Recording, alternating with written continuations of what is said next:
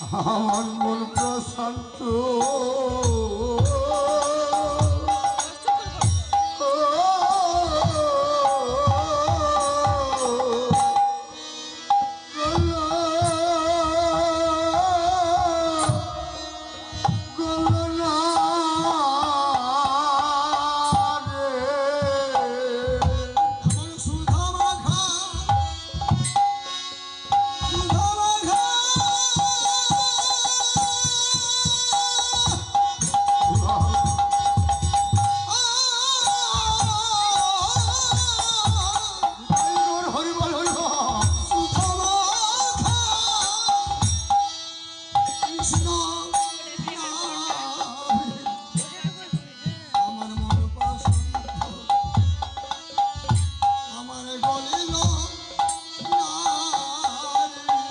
অমর সুধা মাখা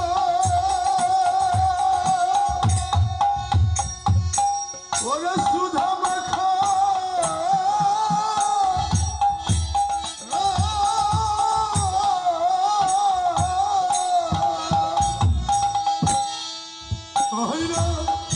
সুধা মাখা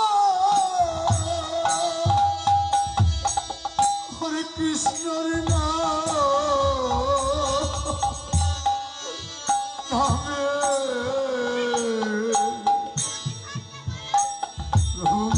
শান্ত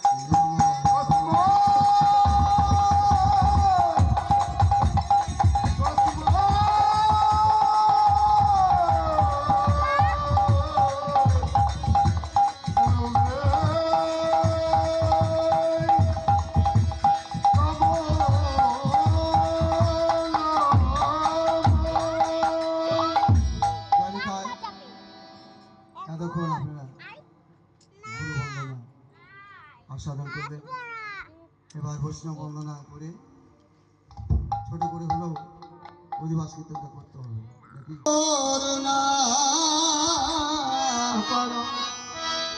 আমার বৈষ্ণব ভগ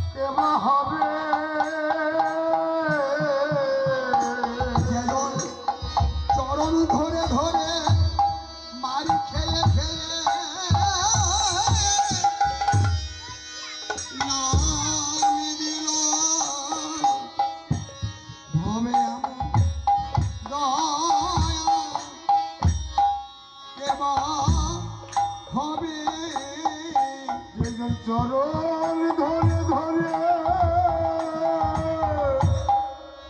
সবার বাড়ি ধনতে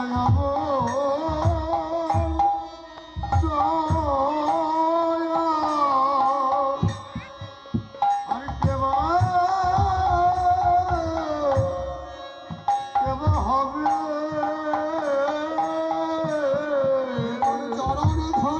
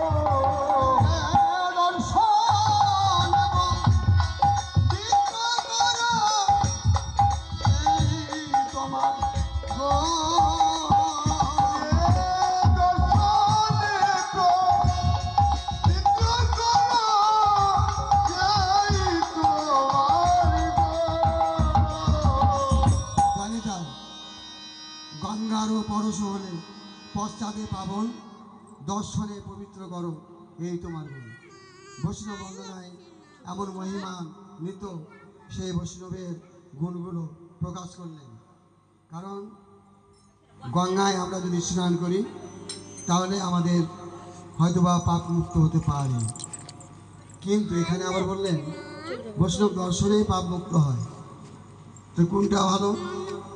ওই গঙ্গায় স্নান করে অবগাহন করার পরে পাপ মুক্ত হওয়া, না বৈষ্ণব দর্শন করা? তাহলে আমরা যদি বৈষ্ণব দর্শন করে যদি পাপ মুক্ত হয়, পবিত্র হয়, তাহলে এটাই সর্বোত্তম। এটাই কিন্তু প্রকাশ করলেন বৈষ্ণব বন্দনায়।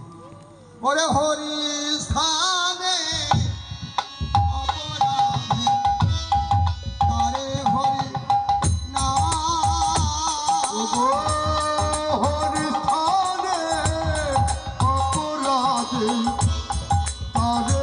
তারে হরির নাম। তোমার স্থানে অপরাধে নাহি কোই রাম। তোমার স্থানে অপরাধে নাই রইরা। কি বললেন? হরি স্থানে অপরাধে তারে হরি নাম, আর তোমার স্থানে অপরাধে নাইকো এরাম। তাহলে হরি স্থান, হরিটাকে, হরিকে কেউ জানো না? হরিকে, হরি হলো ভগবান। বলতে কি ভয় লাগছে নাকি? জানো না? সবই তো জানো। অপরাধ হয় হরি স্থানে মানে ভগবানের নিকটে, এতে কোনো সন্দেহ সন্দেহ নেই। কিন্তু তোমার স্থানে, তোমার মানে কি? বৈষ্ণব চলবে, মার্জনা হবে না। অপরাধটা দুইভাবে হতে পারে, জানতে অজান্তে, দুইভাবে হতে পারে না অপরাধ। কেমন জানতে অপরাধ আর